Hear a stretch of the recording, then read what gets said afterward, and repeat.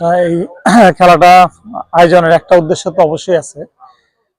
বিশেষ করে আমরা যারা আছি এই আয়োজনের সাথে জড়িত, আমাদের কাছে মনে হয়েছে আমাদের সাভারটা বিশেষ করে খেলাধুলা থেকে যুব সমাজ, ছাত্র সমাজ অনেকটাই দূরে সরে গেছে এবং এই কারণেই নানা প্রকার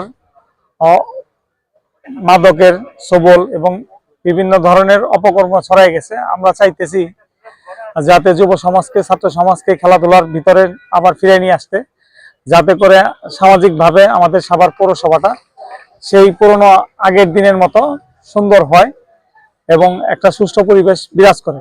সেই উদ্দেশ্য নিয়েই আজকের এই আরাফাত রহমান কোকো স্মৃতি সাভার চ্যাম্পিয়ন ট্রফি ক্রিকেট টুর্নামেন্টের আয়োজন। আমরা এই মাদক দ্রব্য থেকে বিরত থাকার জন্য এই যুব সমাজকে খেলাধুলার আয়োজন করতেছে, যাতে যিনি এই যুব সমাজ মাদক থেকে বিরত থেকে এবং খেলাধুলার জন্য দিকে অগ্রসর হয়। আমরা সমাজকে কলুষিত থেকে ন্যায়ের পথে, অন্যায়ের বিরুদ্ধে, চাঁদাবাজি থেকে, সবকিছু থেকে মুক্ত থাকতে চাই।